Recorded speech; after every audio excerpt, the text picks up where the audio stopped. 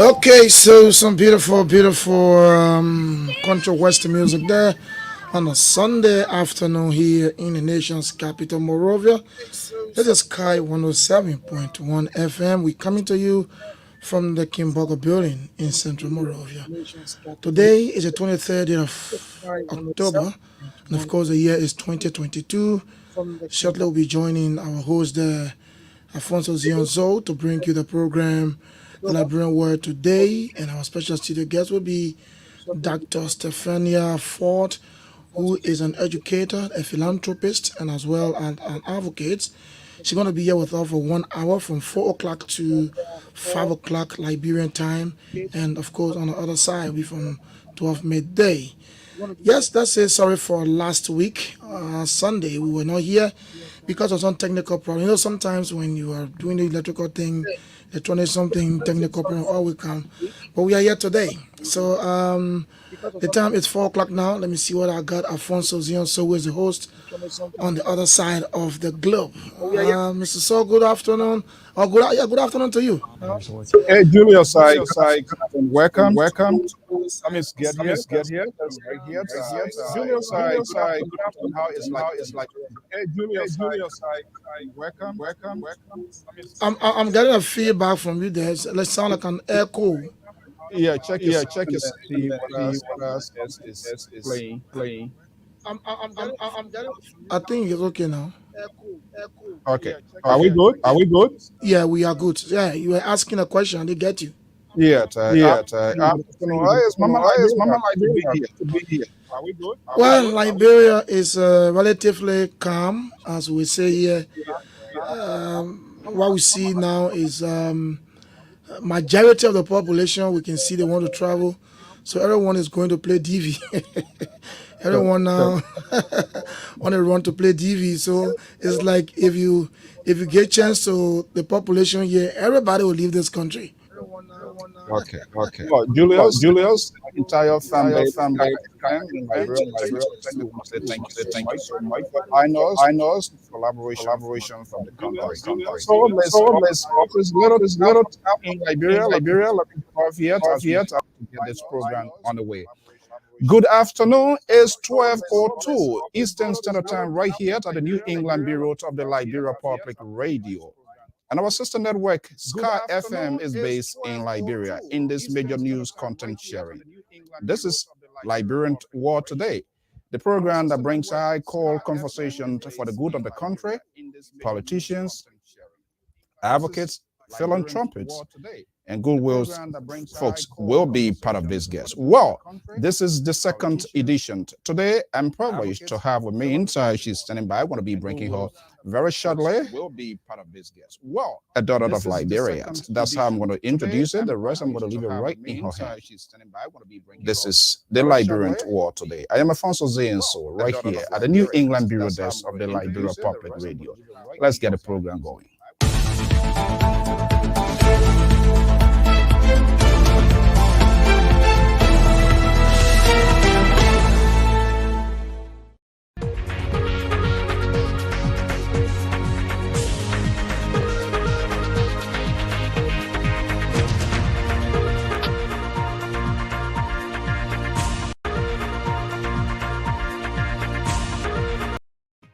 Good afternoon. My guest is here already. Let me just bring in. Is little over. Okay, hold on 1 second. Just hold on. Di, I'm gonna be bringing you in. I'm getting to report here. There's echo in the background. Let me just do a little bit of housekeeping here. If what the reason is, that reason, and we can have it fixed right away so that. Okay, Julius, just double check to see whether it is still there. Just give me a feedback so we will know exactly why it is. But I believe it should be fine by now. It's 3 minutes after 4 in the West African state of the Republic of Liberia, 11:03 in Bangkok. Here we go. Let me bring in my guest standing by right here in the USA. And Dr. STEFANIA FORTE is my special guest here. As we promised, we committed this program going to bring in variety of intellectuals, and those that are involved in multitudes of roles in the country. This is your second time on this network, but this time you're going to be speaking directly inside Liberia. Good afternoon and welcome on the Liberian World today. Thank you, Mr. It's a pleasure to see you again, and I'm excited to be here.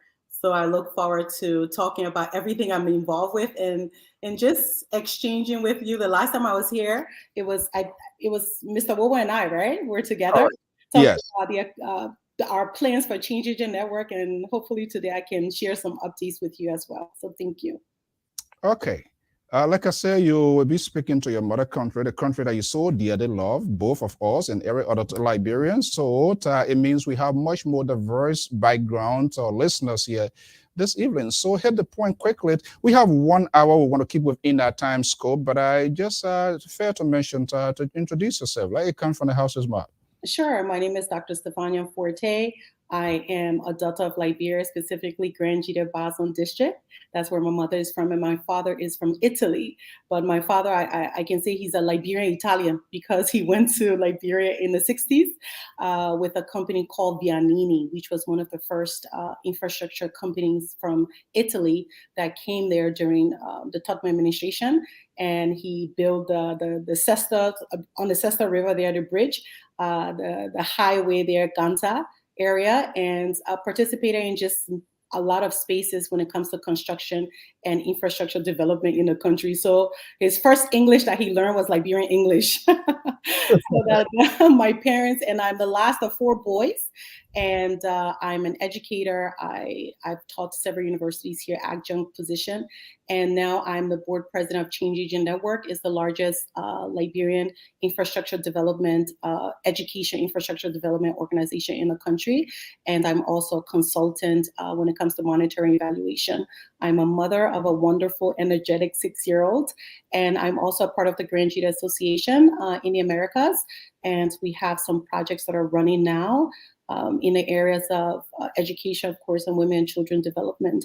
So it's a lot more, but one of my last endeavors, it publicly, because privately I've been doing a lot of work with that, is in the field of literacy, specifically early literacy. That is actually my area of interest and where I've done some of my research. And now we're just taking it nationally and making sure that we can involve young people and take accountability in that literacy journey of the child. So in a nutshell, that is me, but I look forward to sharing more. Thanks. Ooh, I couldn't have done this sort of explosive, elaborate, and concise intro. I could have left some great pieces out. Thank you so much for your work, and thank you so much for all of these multiple engagement. I'm not sure where the strength coming from. Are you drinking energy 5-star or 10-star? I don't know. But, thank you so much for everything. Okay, let's get the ball rolling here. Your network, you are involved in multitudes of roles, activities here and inside Liberia. What is the birth of this and why? Well, the birth of it starts from just the home, right? We all left Liberia. I left Liberia. I was one of the fortunate ones before the war started. I remember my parents telling us, we're just going on vacation, we'll be right back. And we just didn't come back for decades. And going to Italy and just knowing that I had a responsibility just through the upbringing that I had, my responsibility to give back and to understand the duty that I have in my specific area of education to help that system that is struggling. So it definitely comes from the home. Then it comes from my training and understanding the importance and the transformative powers of education. And then, I also say passion. And as an individual, I was the child that was teaching my stuffed animals, and I was the child that would come out and teach everybody whatever I know. So I'm an educator at heart, and coupled with just the upbringing at home, being an educator at heart, all of those things, just culminates into who I am today. I find myself teaching, and I find myself just in the space of education. So that's the birth of it. That's quite interesting. For the most part, most people come here, they become successful, and they say bye-bye. They don't look back. We were able to, through your network and folks working with you, were able to capture some very fascinating images during your visit. Well, let's start it on bit and pieces here. You recently were in Liberia. Went to your own birth country to Grangida. By the way, I'm Grangida. I'm proud of you of what you are doing. Give for a little bit run through here that mission and how did it go? So it all started with me being the guest speaker at the National Convention for the Graduate Association in the Americas. I believe it was in March or April this year. And this is the culmination of the initial part of it, I guess, the first phase, where we shared information about having a leadership academy and also a women resource center, women and children resource center in the country. So that was the start of it. And then I went to Liberia with Mr. Wowo. And we know going to Liberia and traveling to the rural area during the rainy season is not easy. It's one of the most difficult journeys ever. So it took us to go through, so we did Grand Bassa, we did River Sino, even before getting to Grand Jita, because the road through Nimba was so bad that if you travel on that road, you might get stuck there for a few days. So we took the longer journey of 15 hours to get to Zwedru. Then also we went to, from Zwedru, after a few days there, we went to Bazon district and the town of Zletown. And I actually wanted to go further to Toad Town, but it was difficult to get there because the road conditions even worse in that area. So we had to leave the car and start with the motorbike. So we're on a motorbike for almost an hour and then went to Zletown. Now, the reason why we went to Grand Jita is because not only is my birth county, but Change Agent Network, we've built schools around the country. We have schools we've built over 27 schools, but we have under our system 6 schools now in 6 different counties. So this is our first journey into starting something into the southeastern region, and I'm proud to say it's in my county. So in Zwedru, we'll have the Leadership Academy and the Women and Children Resource Center. Then in Bazan District, specifically Zletown, we will have a vocational education program that is funded in partnership with Change Agent Network, that is funded by the Bazan District Association in the Americas as well. So we can talk more about the journey, but I can stop here for now. Okay.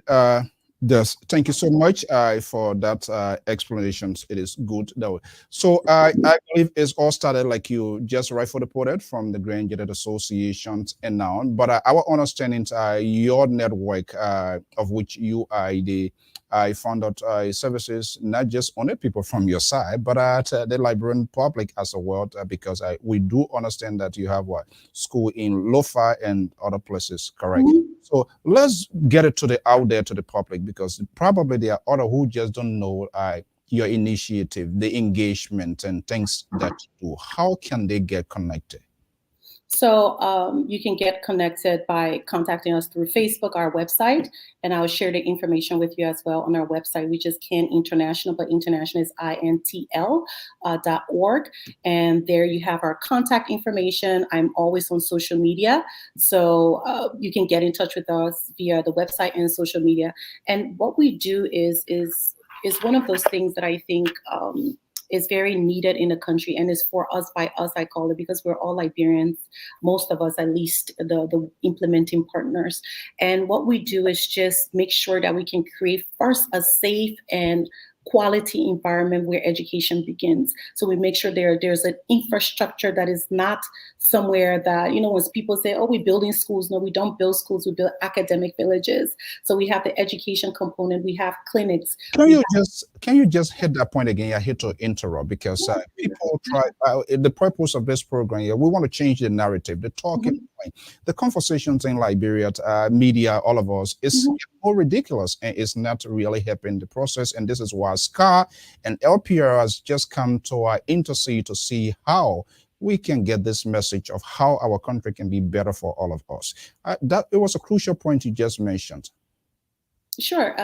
That we just don't build schools, we build academic and empowerment villages, or communities, we call them. And the reason why is we're approaching the student holistically. So in our compounds, we have the academic component, then we have the healthcare component, which is with the Mr. So can I have the screen back to normal? Do you mind? Oh, you want me to, you want all of us? Okay, let's say all of us. My end, I just see this big screen of my face. Okay. Thank you, I appreciate that. Yeah. So within those the compounds, we have, like I said, an education component, we have healthcare, here. We have vocational and technical education program. We have music program. We have the arts. And so it's not just an academic space, but is a viable economic space, but it's also a space where our students in the community can appreciate the arts. So it's an income generating village, because a village is when you have many people together, right? You have a specific economy and culture. And then we also infuse our system with a specific culture based on safe conversations, which is a peace building tool that we use to effectively communicate and teach each other how to connect. So we do have a specific culture, a specific work ethic, and that's what we build. So that's why I tell people, we're just not in a business of building school, but we approach education in a robust and holistic manner, and ultimately the child in that way. Well, robust and realistic manner. Let me ask you this question here. This is an initiative on a philanthropic basis, and it requires support both locally, nationally, and all of us. I'm not going to be excluded into this conversation. What is the level of support in terms of those who want to be a direct beneficiaries? And I'm talking about Liberia. We have the Ministry of Education. We have the central, the national government. Have there been any sort of conversations, and what is the level of support you are gathering so far? So when it comes to our funding, we mostly get our funding from people from the West, right? And not specifically our end users, but the end users also have a responsibility. So we do not go places where we're not invited. So the people who are inviting us to create this academic empowerment community also have to provide the land and work in collaboration with us, because this is not charity work.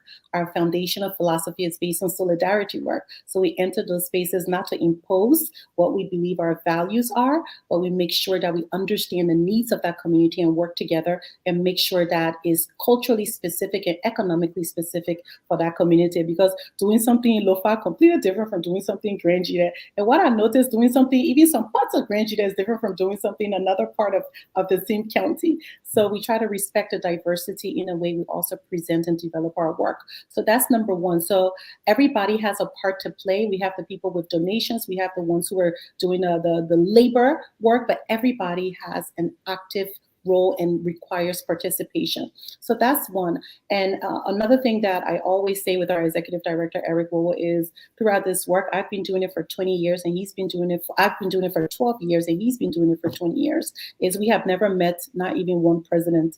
I've never met any presidents of Liberia before, and we're able to accomplish all of this. We meet with people from the Ministry of Education to make sure that we maintain a solid relationship with the ministry and that we're in compliance and we're up to date with everything we're doing in our school system. But to say that we specifically needed the government to accomplish this, so far, we have not used that. But what I can say is the other government officials that we discussed, everyone's really excited. I have a different view of these things. Everyone's really positive. People provide support wherever they can. And people are really, really excited to see transformation.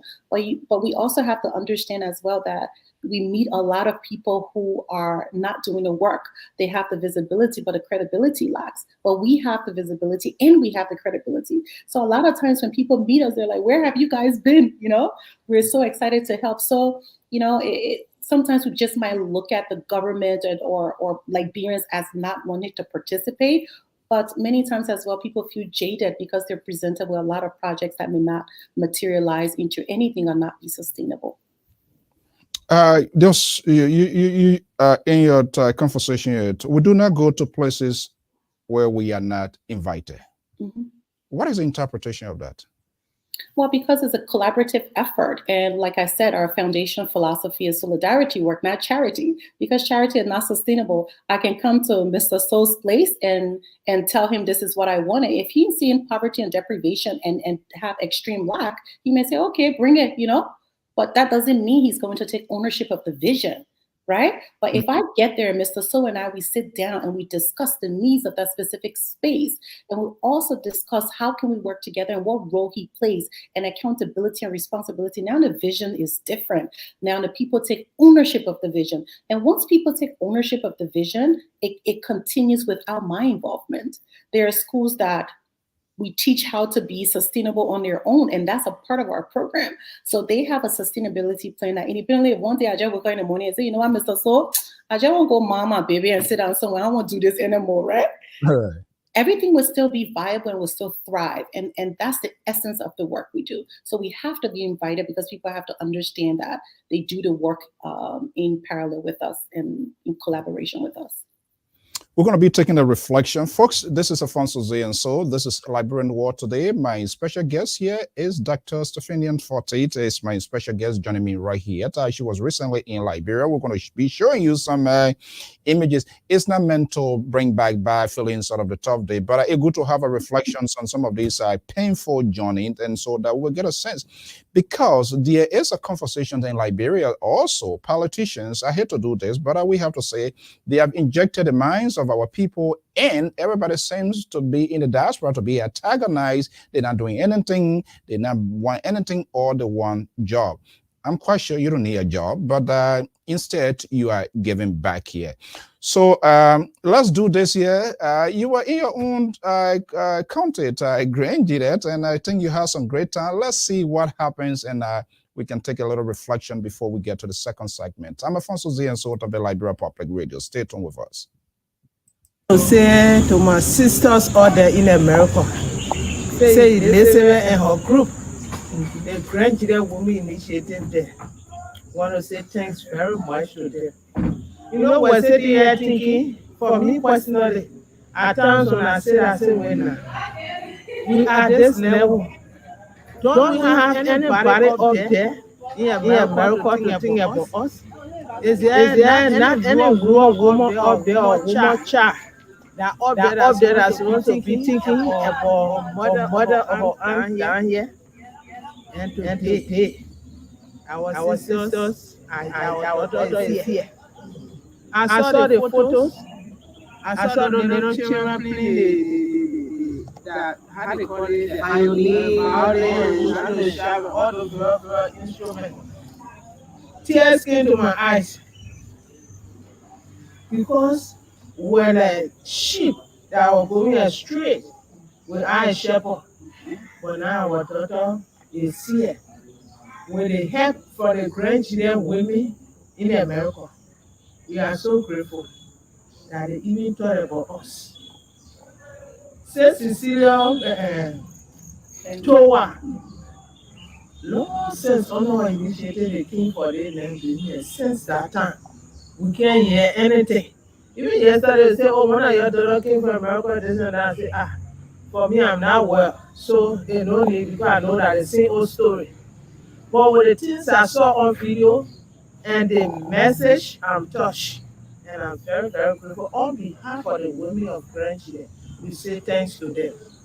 The money that is collected to pick up this initiative will now be a failure. Will now be a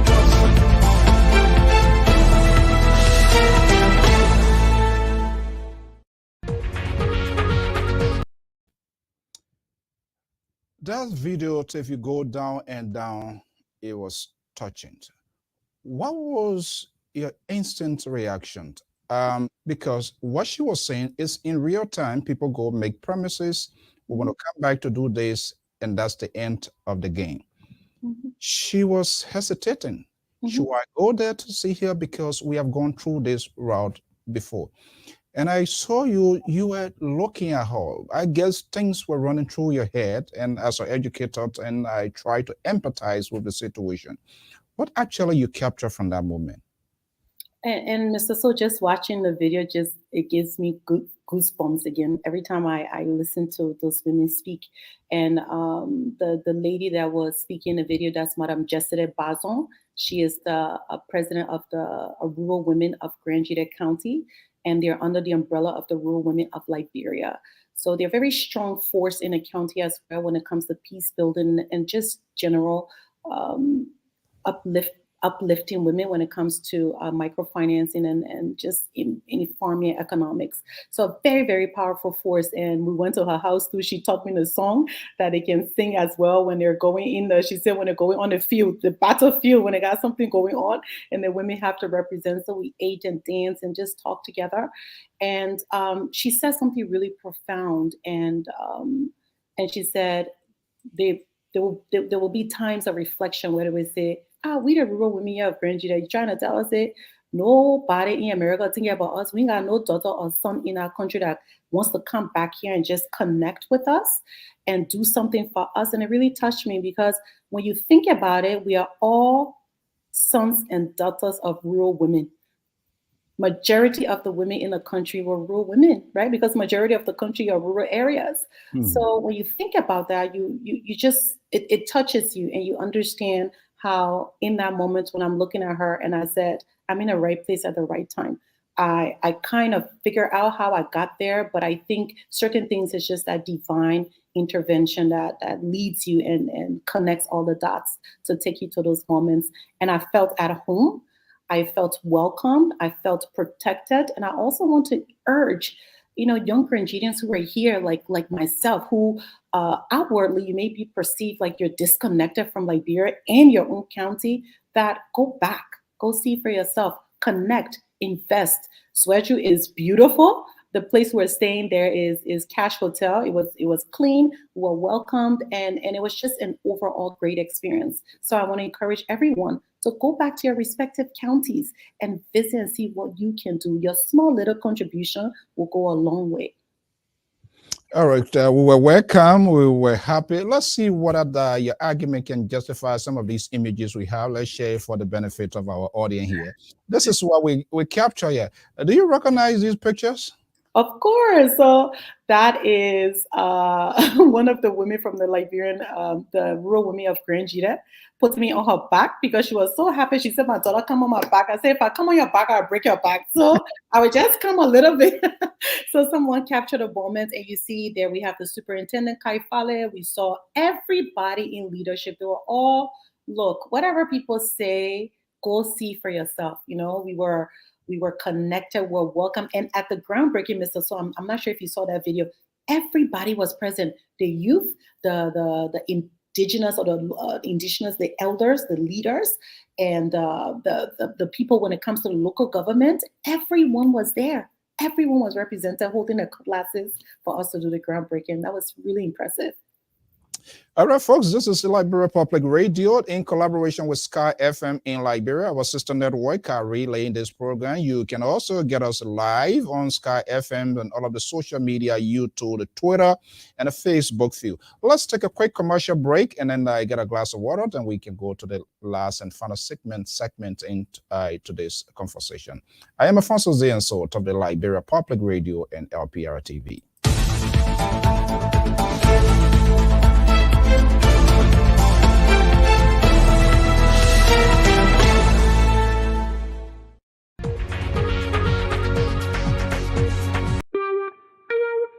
From the West African nation of Côte d'Ivoire, Liberia Public Radio and Television present Business Diary. This program focuses on the activities of business institutions and individuals in society. I'm Jeremiah Zawu Senior, CEO of All Nation Bank. It has been very good to have this business established here. We are 1 year since we opened here in Anono. There have been few challenges here that have faced in this country, and that is all about the language. But here instead, I refuse to be deterred. I refuse to be discouraged. I open a business and things have been fine. My name is Mercy Wangarilanga. I am a finance officer working for an international organization. I have a master's degree in business administration. So today I'd like to take the opportunity to talk to you about the COVID pandemic and how it has affected the business sector in terms of me working in an organization, an international organization. Don't miss out. Be my guest. It's coming soon on Liberia Public Radio and Television. This diary is always right here. By the way, this program, if you want to be a sponsor of this program, you can contact us or contact our brothers with Sister Network in Liberia, Sky FM. That's another way of giving support. If you need more of these sort of conversations that are conducted in a civil context, to have these sort of conversations, you can contact management of Sky and that of Liberia and secure a spot. We have a group of professionals, technocrats, and advocates, and people of all sectors will be lining up to appear on this network. It's time to change the narrative, the conversations in Liberia. You can't leave educator out when you want a vibrant Liberia. You can't leave technocrat out when you want vibrant Liberia. I feel some voices still behind, and this is why we are having this sort of conversation here. Let's get to the last and final segment here. You have added layer of all the multiple work that you are doing in Liberia and here, the literacy movement. Why are you getting yourself into all of these headache? Why is so important with that? What did you gather for which you have added another layer to the already work that you are doing, launching this sort of literacy movement in Liberia? Sure, because literacy is the foundation, and that's where everything starts from. Literacy is that first stage before you even get to education. And sometimes people use the words interchangeably, literacy and education. So what literacy is that process and that journey of acquiring the skills of reading and writing, and especially reading skills. And it starts from the belly of the mother, where the mother starts to speak to the child. Then after the child comes out as a baby, creating a literacy environment, creating a space where we have literacy embedded practices into the home. So everything starts from the home when it comes to literacy. So that's what we call the informal literacy setting. Then that prepares the child for the formal literacy setting, which is the structured environment of a school. So the literacy journey of the child is very, very important for their academic success. And based on research, if a child is not able to read by the age of 8 in the 3rd grade, they may take that void throughout the academic journey. And I see in our country, we place a premium on higher education. You know, people are pursuing their different higher education degrees, but we're lacking a foundation. And that foundation starts very, very early. And also we see a lot of our students entering or having access to education later, after 8 years old, when you're already supposed to have achieved certain literacy milestones. So the reason why I'm tackling literacy is because we have different parts of it. You have the early childhood literacy, you have adult literacy, you have the whole concept of being a functional literacy, illiteracy. So those are parts of this complex issue that we have. But I focus more on the foundation of it and how do we get the home and the school to partner and build a solid relationship, but also how can we make sure our children acquire this skill very early so they are not going through the YX and not presenting us with the results that we're anticipating, or the entry exams that we see at these different universities, and our students are not thriving. Reason why is because the foundation is lacking. So hopefully this can also, not completely divert the attention of the national leaders to early childhood literacy, but make sure I at least place 50% of the premium on that process, because it's the foundation of everyone's success. It's a very hectic task. I'm not sure, and we hope everything goes well. But they have to go inland simultaneously with policymakers, decision makers, and those that are in charge to do their fair share or play their fair share in making sure that this message resonates and everybody is benefited. Have you explained the in-depth, or have you had the conversation? Again, I want to not to relegate this yet, but the Ministry of Education, that's the arm of government responsible to that no one should be left behind. People should be able to read and write, can even sign pen their own signature on document. How would this sort of coordination work? What are you hearing from them? Because they are in charge. In as much you want to do it, they have their fair share to play as well. Thank you, Mr. So I firmly believe that literacy is just not only the responsibility of the government. The government does have a huge responsibility in creating quality literacy experiences and providing quality teachers in early years for the students. But everyone has a part to play as well, because I think we have over 750 schools in the country, and about less than 200 are under the government. So everyone, we have different school systems. We have the governmental school system, we have the ones that are religious-based, we have the private school system. Everyone, even community-based, even the home, everyone has a part to play. And I also think the citizens inform policy. So we've initiated some conversations around how do we work together versus pointing the finger at one group and saying, you're responsible for this process, and why are you not doing the best work? How about I'm an educator. I have experience with early literacy and the involving a home in a literacy process.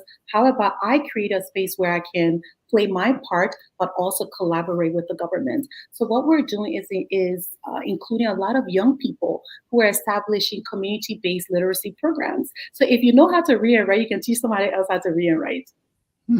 You can, if you, Mr. So, for example, you live in a community there, let's say you in Pinsville Rehab, right? That's where we have our home. So you can say, you know what?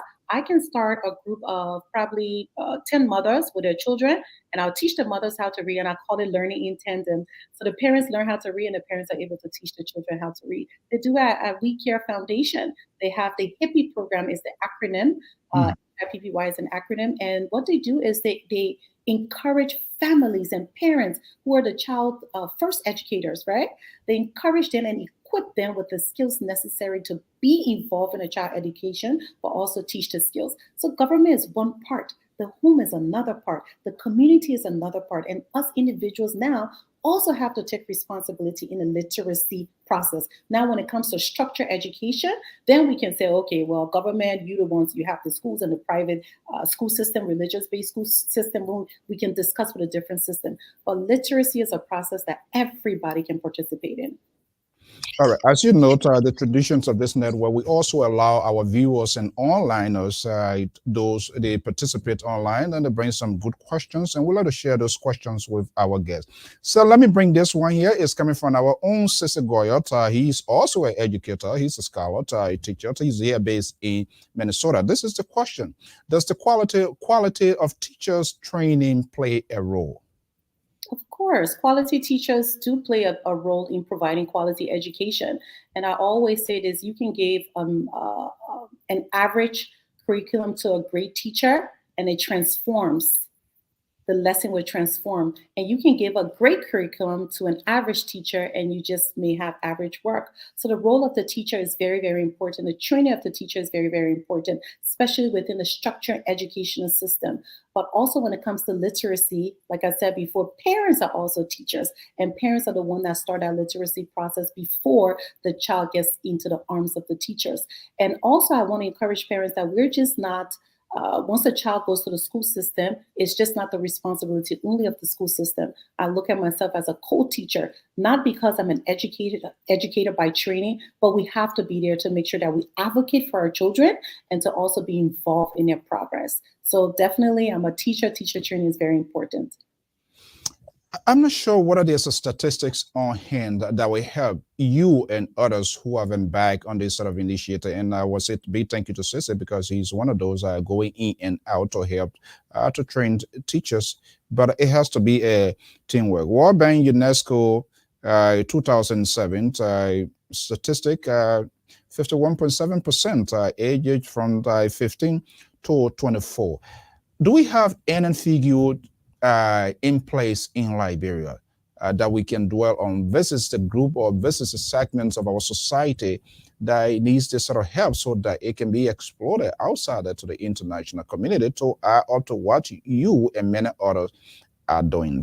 Is there anything you gather from the Ministry of Education, for example, or other independent research group on the status of what country literacy rate or programs, something like that?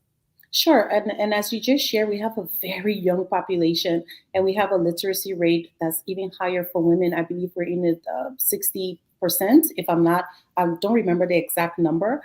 But and in the rural areas, those numbers, whatever numbers we're getting, the situation is definitely worse in the rural areas and worse for women. So specific statistics from the Ministry of Education, I don't have it from them, but we can all go online, Mr. Stone. You can read this from different sources. You even have the infant mortality rate, maternal mortality rate, illiteracy rate with women, illiteracy rate with men. We have all of those statistics. So anybody, I just don't want to polarize this responsibility and access to knowledge on one group of people, the people who are educators or the people who have the power to change. But every Liberian, like you did, Mr. So, can go right now on Google and get some kind of information on the different indexes and the statistics of our country. Go there, do your own research. Just don't only listen to me and Mr. So. Do your own research and see what role you can play to at least do a part in decreasing those negative statistics. And like I said, Sissy, this is one of his passions from time to time, even during our regular programs here. Here's what he's saying again here. How can the poor community dwellers who have to fetch for their daily bread for more than 75% of their day to participate? I'm not sure what he's trying here, but this has to do with this community.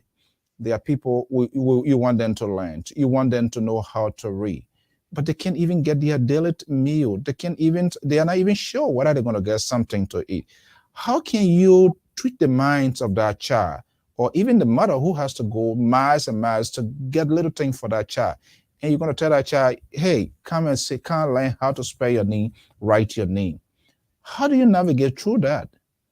Yeah, it's very difficult. And Mr. So, thank you for mentioning this, and to the person who just shared this question, thank you so much, because that is something we've struggled with, right? Just with us requiring parents to participate in a child literacy journey, in a child academic journey, when they can barely meet their own basic needs. And I've encountered that a lot. Even my doctoral research, I did it in West Point, right? With the We Care Foundation, with the literacy program that involved mothers, mostly mothers, who were selling bread, cucumber, eggs per day, making less than $5 a day. $5 that was a successful day, making those kind of amounts, but they were still, once they understood, you see, sometimes we take the power away from people. We just assume they may not want it, or we assume we're providing or adding more of a burden on people. But what I've noticed, and We Care Foundation is an amazing program also funded by Friends of Liberia. In my experience, what I found out is when you give the people the knowledge and the responsibility, you see something that transforms. Every mother, independently if you can't find bread, independently of your social economic status, you want best for your child. If you know that you have something that can make your child better than you will do it. And I've seen mothers and fathers in Liberia do it over and over again. I sat with mothers. I sat with grandmothers. One mother in West Point she would cook soup every day, right? And that's how she was able to send her grandchild to school. And in the evening, a mother that, and West Point is sharing rooms. There's not even indoor plumbing. And that's one of I make that example because I went into one of the worst communities to do my research and continue to have a relationship with people in that community. Is after 12 hours of selling cucumbers all day, you come home, then we're telling you, say, oh, but teach your child this and teach your child that. But what we do is we show that, look, we have options here, right? We can say, okay, are too tired, unable to do it, but just that small you can do with your child can change that child's life. Just that 5 minutes you can do with your child will change that child's life and change your life. And you see, a lot of times we look at literacy as you got to really sit down and open a book and use pen and paper. What we teach mothers is as you are counting the money at the end of the day, right? That's child sitting down when you're learning numeracy, you're learning numbers. When you sit down and you tell the child stories, right? That's the literacy process. When you sit down and the child take a stick and you say, okay, draw A for mama, or draw a B for papa, that's a literacy process. So we make it fun, we make it easy. And one thing I've learned, the women are so resilient. Those women want more for their children than they've ever were able to have for themselves. So I believe in that power of mothers wanting more for their children because I've seen it, and fathers as well in the country. Please permit me to share this because we are trying to communicate directly with our people. The diasporan community, whether in the USA, other parts of the world, as long as you are outside of Liberia, because the narrative that is being told there is nobody is doing anything. who just out of job. I don't want to sound political, but that's part of my job because I strongly believe politicians are spoiling the minds of our people, and we seems to be like a haters. But I want to share this here with you to illustrate that indeed there are good Liberians, just how there are good and bad ones out there. They are also bad here. But it's an ultimate gamble. You risk your life. You are comfortable seated here. But I want to show this here, the journey that you went on, just to give back to your countrymen, to give back to your country because of the love of your country. And I want us to see this. I'm not.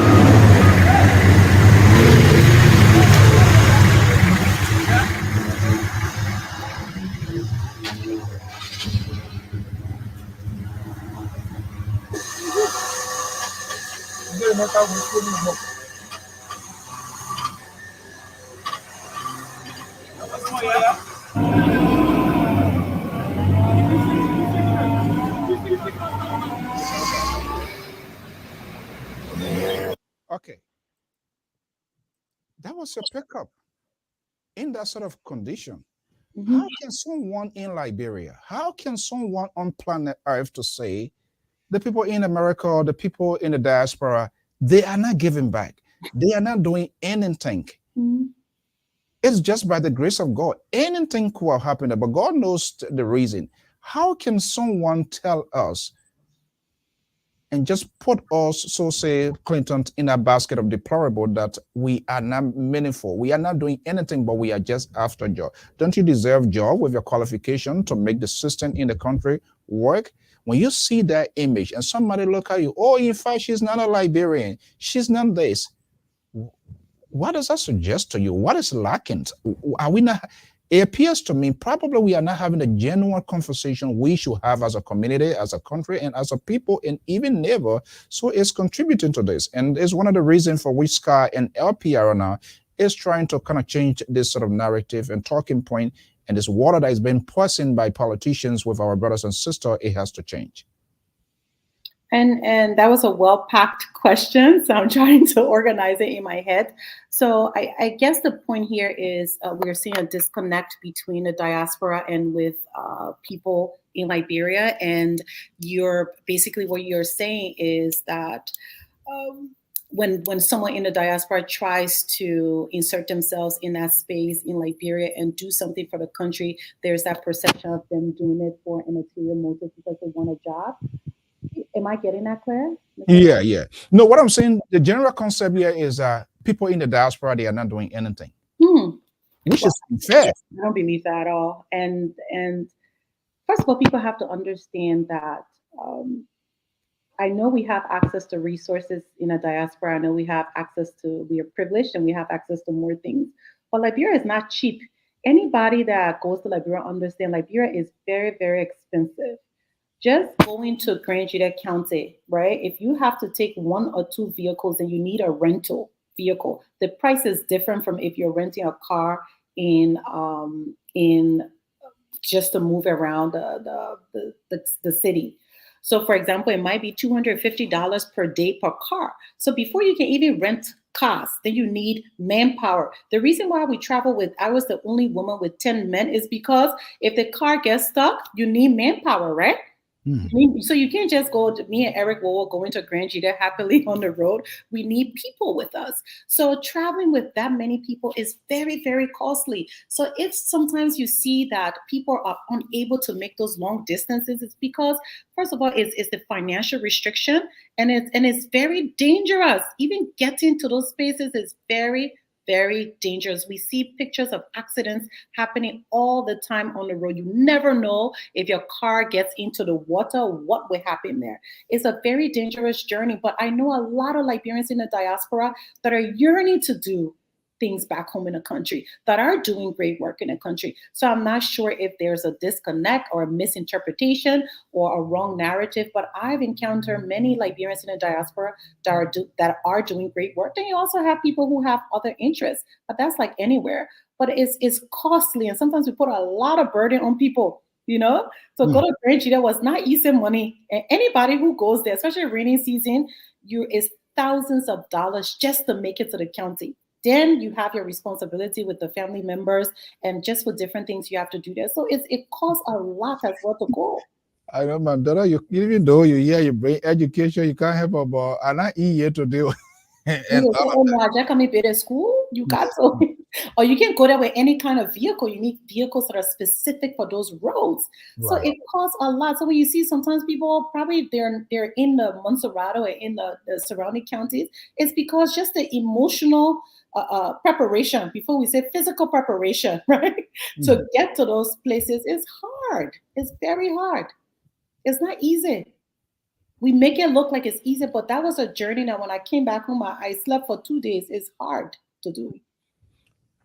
Do you think educators, scholars, people like you, do you think it's time to have a sort of conference, whether they are in Liberia, they are outside of Liberia, to take a different approach to address these issues and put forward to national government?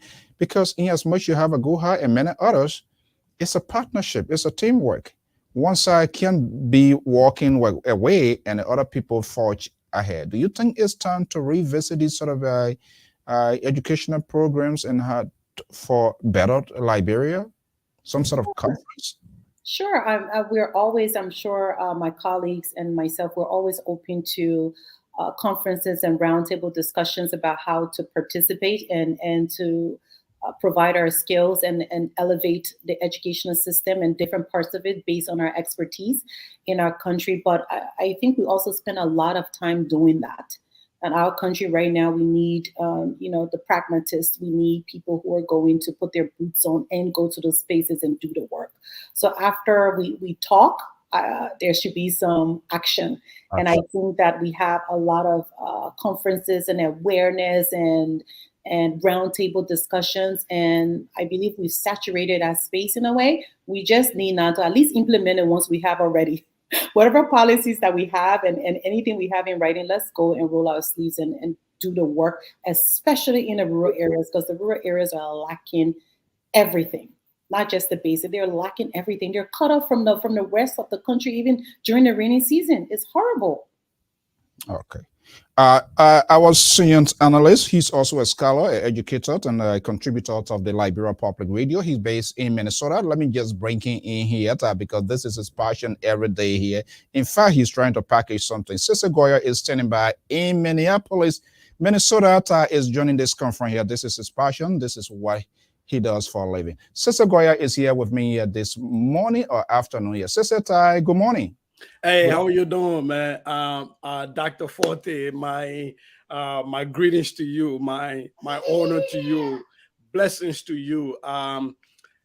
Anybody who veer into education is definitely raising their hand for a lifetime of poverty. So for you to volunteer for that, and not only that, but to go back to Liberia where you have to stretch your meager resources. My blessings to you. The ancestors have to be proud of you. Blessings, my sister. I'm in awe of what you're doing, and it's people. These are the kind of stories that we need to elevate. It's people like you who refuse to sit on your hands because you got a PhD. And want for other people to also have the same thing that you have. It's people like you that we need in our country. Thank you so much for all you're doing, my sister. There's not a whole lot I can say. Thank you. I am in awe of you. Thank you. Okay, well, that's it. We are almost running out of time here, but hopefully we can have these conversations at different levels to enhance the quality of our people. Our case here, my son is out there on his computer doing his stuff. Well, how many of a kids in Liberia can do that? And sometimes when these conversations are not being kept, and we just see this sort of red meat, kitchen sink conversation is going out there. And they think Liberia just going to be like Ghana or want to be like USA. No, there is a greater segment of the society that is just not being paying attention to. So it doesn't matter who goes in that fortified executive mansion that we used to call it. You have certain segment that is being disadvantaged. It will be the same old thing, and it becomes liability on society. I will have a few minutes to chat with Sissy. Just hold on here, but let me go to my special guest as we are running out of time here. Hopefully we can work on the time limit here of this program, because we need to be senses in the head of people, everybody, all of us, including myself here. What was the most takeaway during your trip in Liberia, and what next for you? I had time to reflect after leaving Grand Judah, but I think I'm still in that processing period, because when you think you know something, then all of a sudden you go to a specific area and you see how it's worse than what you thought, right? So there were parts where of my county where I didn't see the well, I didn't see the hand pump. And when I asked, how do you fetch water? They said, oh, we have to go to the creek. The creek is not right yet. The creek is like miles away to fetch water, and fetch water, just water. And that's a different level of poverty. Then I think about, we talk about the dreams. What are your dreams? How do I ask somebody who doesn't have a well or a hand pump that their reality is to walk miles for one bucket of water, and they have to do it over and over again to probably get what they need? How do I ask that family or that child, what is your dream? What dreams do you have when you're in that environment? That when they see me and I'm a Black woman, they're looking at me like I'm a white woman, right? And they're looking at me like, where are you from? And I'm from there. Like, what question do I ask? It's a different reality that I have to process. It's a different experience for me. It was, but it was also such a humbling and learning experience. And I want everybody to enter those environments as a learner. Don't enter that place that, oh yeah, I'm an educator. I know that based on the statistics and the research. No, throw all that out the window. Go connect with people and recognize your privilege and just sit with the people and see what they need. What they need may not even be what you went for, but it's what they need in that moment, right? And gain the trust, build a relationship. Then from there, you can start talking about the importance of education. You can start talking about community building. You start talking about sustainability. So going to the rural parts of Liberia, passing through River Cess, the road was even worse in River Cess area. Sino, see how this place has so much potential to be beautiful, and just seeing young people, our young girls getting pregnant so early. That's a different reality when you in Monserrato County, Magibi. It's not Liberia. The other Liberia is the other part that I saw. So I saw my country for the first time. I can say I know Liberia, or I've seen Liberia. The other parts throughout my life, that's not what the statistics are. I was able to say, oh, I see when they say this statistic like this is how it looks. This is poverty to the point that I didn't even know what to say. So I just sat there humbly and I listened and I learned, and I have a duty to use whatever I have and to mobilize people with me that we have to, because I can do it by myself. Mobilize everybody so we can go do it together. And I'll say this last thing too. You see, Mr. So I know every time, you can try to push me to answer a political question. So then I will go here, then you bring me to the left. And I understand, because you see, they're driving this I know. And you always see when you bring it, I put it to this side. So we play that, I know you deploy your radar for that sort of deflection anyway. Exactly. So, and the reason why I do that is because we have our social media. When it comes to the province in our country, is so saturated with the government doing this and the government doing that. This is what the government should do. But I believe that I have the power to make a difference. And if me, with other Liberians, all three of us here, a bunch of us together, we have the power to be different. We have the power to make our government accountable, right? So the government is one part of it. That's just one part of it. But I still believe in the power of the community, and I believe in the power of the people. Dr. STEFANIA FORTE, thank you so much for your time, for your expertise, and we say hats off to all you, your organizations, and folks that are around you doing. Thank you so much for giving back to your country. Thank you for the time. Thank you so much. I appreciate you always. Thank you for this platform. Okay. Look, say we are almost out of time here, but put it into context here. You as an educator, you as a scholar, this is your whole passions. What is the conversation needs to be injected into this world, in the society of Liberia, to make Liberia what it should be like? Well, I'd like to end on where Dr. Forte almost kind of ended. Start with where she almost kind of ended when she talked about asking people for their dreams, and when those people are living in abject poverty. So we always say education is the way forward. The way forward from where to where. Sometimes for me to be able to move forward, I have to be able to imagine what that forward looks like. And that's what you're talking about. In order for you to dream, you have to have somewhere to lay your head.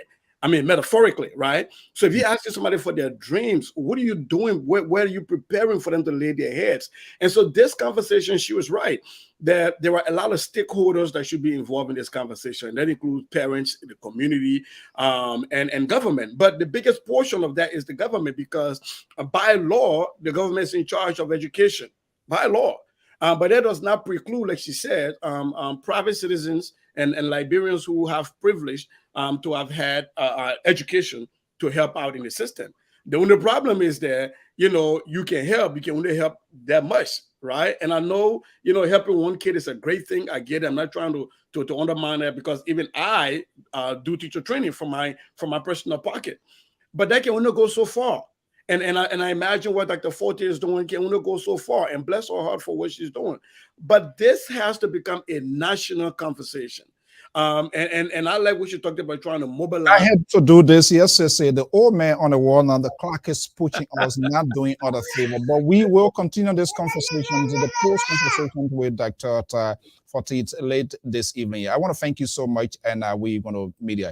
Well, folks, I am Alphonso Zean, host of the Liberia Public Radio and LPR TV, in this major news content sharing with our sister network in Liberia, Sky Communications Network. We want to thank you so much and say our deepest appreciation to the members and to the Sky family. This is at no cost. Usually to have this sort of relay you pay, it is at no cost. It is a clear indication that both networks have come to understand the urgency in all of us interventions to make sure to be Liberia where it should be. Next coming Sunday, I will be right back here again. This time, a colleague within the same industry, a media practitioner, will be joining me. We told you no one will be left behind in this conversation, the Liberian war today. All must be part of the conversation. So I want to thank you so much for your time. Let me bring in a man, Julius, is standing by in Sky Studios in Liberia, and we're going to be wrapping up for the rest of the event. Let me bring you here. Julius. Yeah, Mr. So, how you doing? Interesting conversation. And I take it away from our end. Hello?